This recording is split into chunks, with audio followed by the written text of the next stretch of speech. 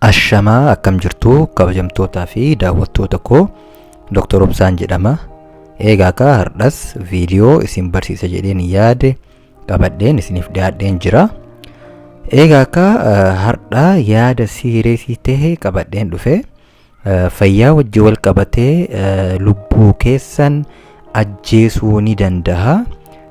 Akkasuma poozishinii baay'ee hamaa ta'edha. Poozishinoota kana takka takkaan kan ilaallu taha.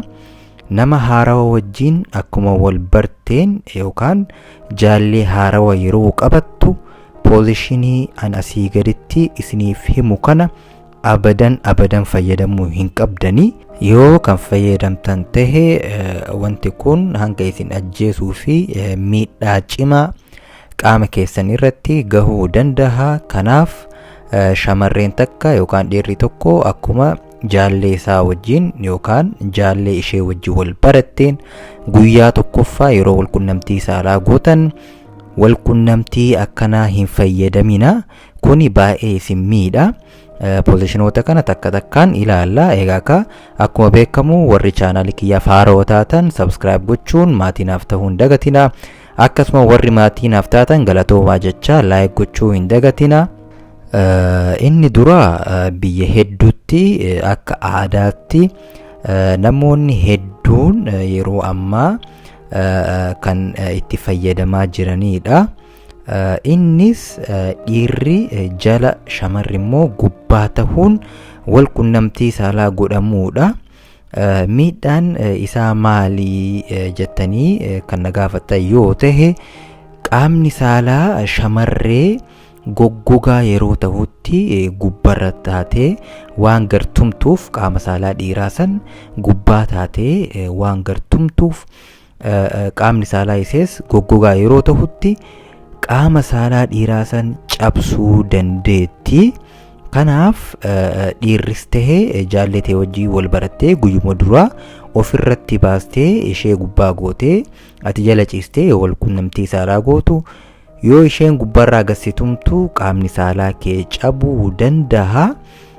Akkasuma yeroo wal qunnamtii kana gootutti tafaan yookaan teessoo isheetiin qaama saalaa kee kana waan dhaabatee jiruuf salphamatti akka cabu godhuu dandeessi. Yoo cabni kun isin mudate immoo qaamni saalaa kee dhaabatuu diduu fi akkasuma yoo dhaabates dafee jiguun isin mudatuu danda'a. Kanaaf walqunnamtii akkanaarraa dhiironnis fagaachuu qabdu. Inni lammaffaan koomu duraa wajjiin wal fakkaataa. Isheen gubbaa taatee fuullee ishee gara miila isaa deebistee kan godhamuudha. Kunis isheettuu gubbarraa gattuma. Qaama saalaa isaa isheettuu walqunnamtii kana raawwata. Yeroo kana gootutti dhiira irratti hiddi qaama saalaa akka cituu fi shamarran immoo baqaquun gadaameessaa ishee mudatuu danda'a.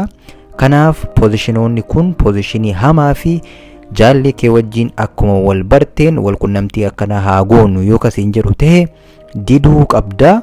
Sababbiin isaa maal akka ta'e dhumarratti kan isiniif himu taha. Inni sadaffaa doogii istaayiliidha.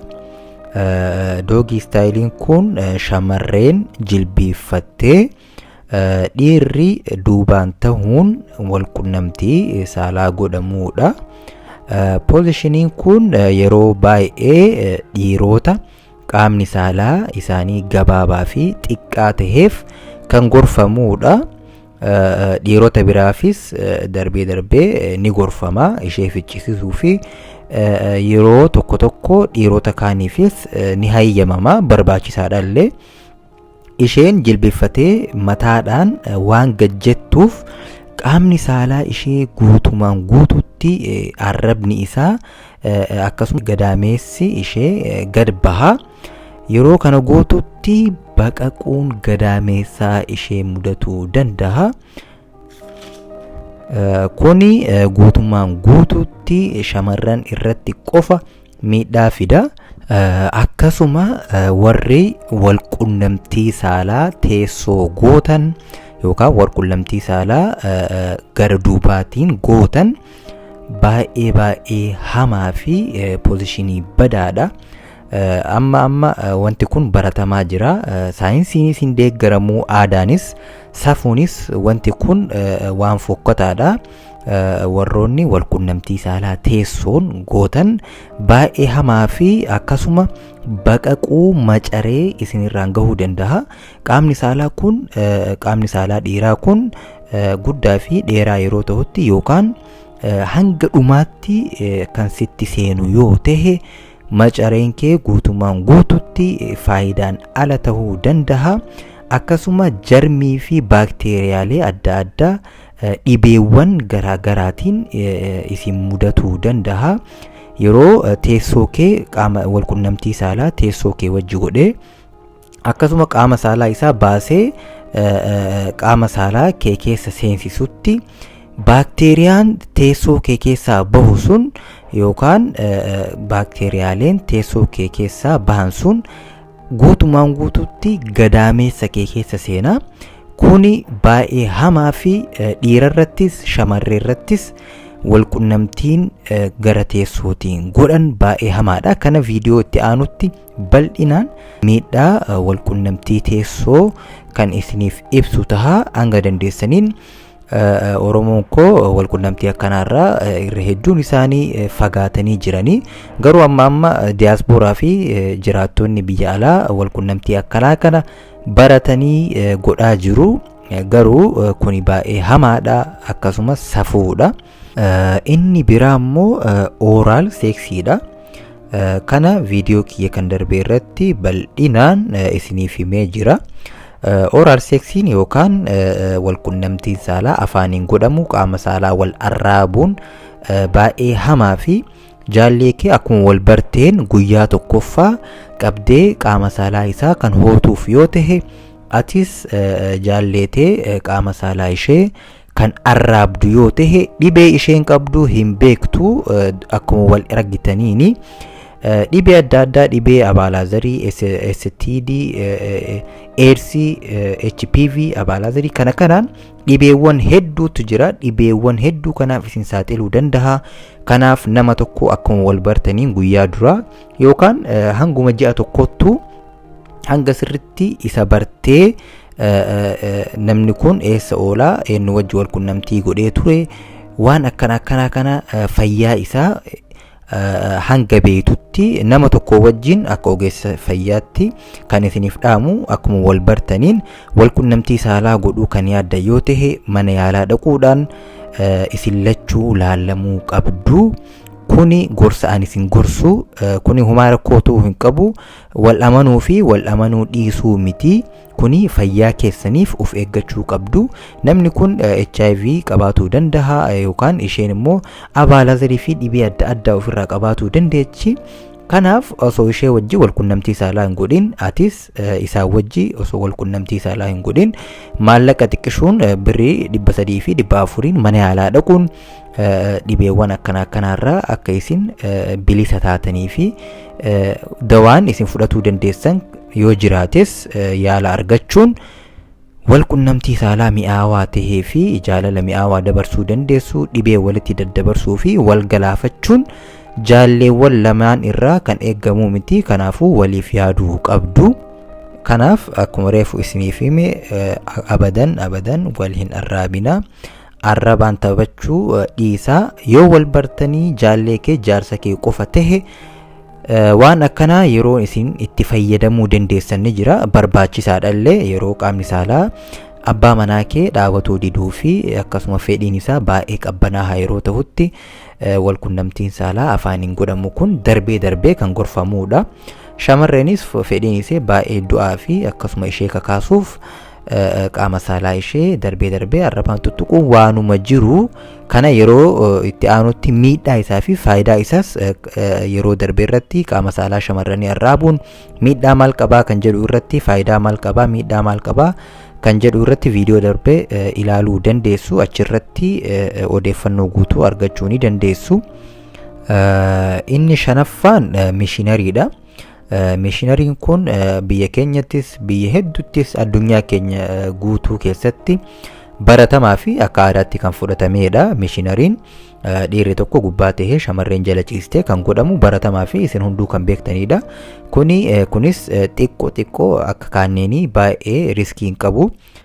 Garuu kunis xiqqoo riskii qaba. Sababbiin isaas gubbaa tahee yeroo walqunnamtii saalaa godhutti qaamni saalaa isaa guutumaan guututti ishee irratti ishee keessa sirritti seena, akkasuma qaamni isaa guutumaan guututti ishee irratti fe'ama.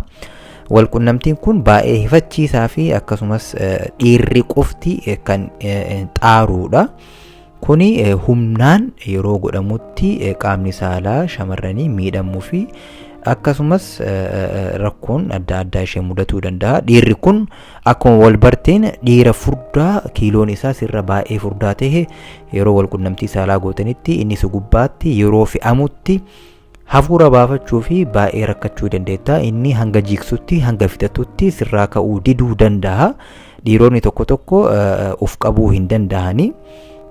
Kanaaf akkuma wal bartaniin ati jala ciistee isa gubbaa gootee yeroo walqunnamtii saalaa gootu namni kun nama akkamii, qaamni saalaa isaa hangamii, akkasuma kiiloon isaa, guddinni isaa kee wajjin walitti madaaltee ilaaluu qabda. Kan si miidhu yoo ta'e pozishinoonni biraanii jiranii pozishinii akkasiisan fayyadamuu ni dandeessa. Inni jahaffaan chief jedhama.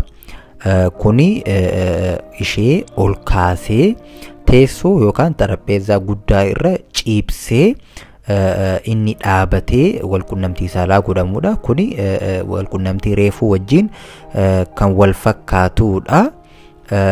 Kuni dhiira furdaa fi akkasuma dhiira isin rakkisuuf pozishinii filatamaa fi baay'ee bareedaa, akkasumas ishee ficcisiisuuf pozishiniin kun filatamaa fi kan gorfamudha. Garuu pozishiniin kunis xiqqoo riskii qaba. Miila ishee yeroo walqunnamtii kana godhanitti inni dhaabbatee isheen immoo kursii irra yookaan deeskii irra ciistee waan jirtuuf miila ishee morma isaarra kaayuu dandeessi. Yeroo kanatti qaamni saalaa isaa guddaa tahee akkasuma immoo humnaan kan godhu yeroo tahe baqaquu gadaamessaa fi dhiigni baay'een ishee irraa jiguu danda'a. Kunis baay'ee sodaachisaa fi xiqqoo riskii kan qabudha. Kanaaf walqunnamtii akkanaa dhiira haarawaa wajjin godhuu irraa of eeguu qabdu. Inni torbaffaa fi inni dhumaa kuni baay'ee kan nama qaaneessuu fi aadaanis tahee amantaan baay'ee kan jibbamudha. Kuni maali? Qaama ishee irratti jigsuudha. Kuni baay'ee waan fokkataa fi ishee tuffachuudha. Dhiironni tokko tokko maal godhanii eega walqunnamtii saalaa godhanii eega walqunnamtii saalaa ishee wajji godhanii eega jigsuu gahan dhumarratti yeroo jigsuu gahan qaama saalaa isaanii baasanii harma ishee irratti jigsanii akkasuma immoo fuula ishee irratti jigsanii.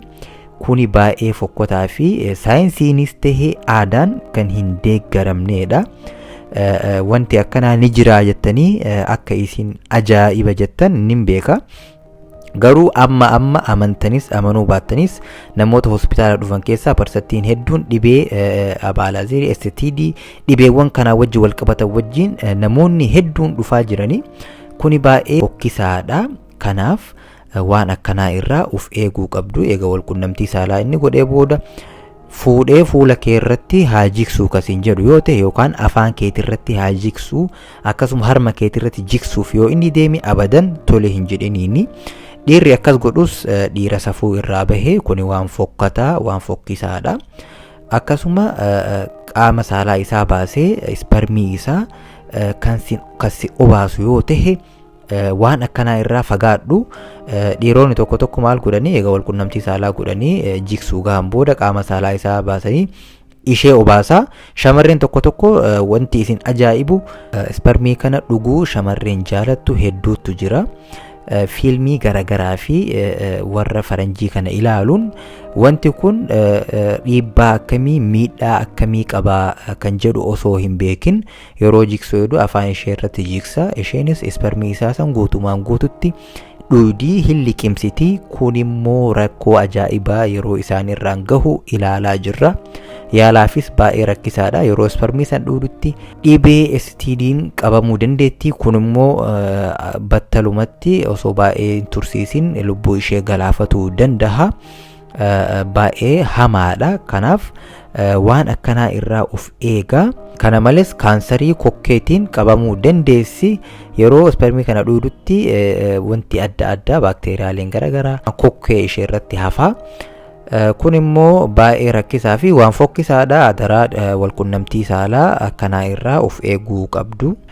Eegaa kuni hunduu dhiira haarawaa ta'e wajjin jaalala haarawaa yeroo jalqabdutti humni isaa hangam akka ta'e akkasuma qaamni saalaa isaa hangam akka ta'e furdinna isaa dheerinni isaa hangam si miidhuu danda'a, poozishinii akkam yeroo fayyadamu si dhukkubsuu danda'a waan jedhu waan hin beekneef poozishinii akkanarraa of eegaa. Kuni kan ilaallatu guutumaan guututti dhiira haarawaa yookaan shamarree haarawaa wajjin yeroo walqunnamtii saalaa gootan malee abbaa manaa kee wajjin yookaan haadha manaa kee wajjin poozishiniyoota anasii olitti isiniif hime kana fayyadamuu ni dandeessu. Kan dhumarratti isiniif hime kana malee kan dhumarratti isiniif hime walirratti jiksuu afaan irratti jiksuun poozishiniin kun poozishinii fokkataa fi kan hin gorfamneedha. Sana malee kan ol jiran guutumaan guututti jaallee kee wajjin yookaan abbaa manaa kee wajjin fayyadamuu ni dandeessa. Barbaachisaa fi kan gorfamuudha. Eegaa poozishinoota kana kan fayyadamtan yoo ta'e nama haarawaa wajjin baqaquu gadaameessaa akkasuma dhiigni hedduun isinirraa jiguu danda'a. Dhibeewwan garaagaraatiinis qabamuu ni dandeessu. Kanaaf waan akkanaa irraa fagaadhaa. Nama haarawaa wajjin yeroo walqunnamtii saalaa gootan of eeggannoo cimaa godhuu qabdu. Kana malees kondomii fayyadamuu hin dagatinaa. Adaraa kondomii fayyadamuu hin dagatinaa. Nama haarawaa wajjin yeroo jaalala haarawaa eegaltan dura mana yaalaa dhaqaatii isin lachuu fayyaa keessan ilaalaa. Egaa sagantaa kiyya kan har'aa asirratti xumureen jira. Akka isinitti tole abdiin qaba. Like gochuu hin dagatinaa. Warri haarawaa taatan subscribe gochuu hin dagatinaa. Viidiyoo itti aanutti sagantaa itti aanutti hanga wal agarrutti fayyaan dhabinaa fayyaa argadhaa.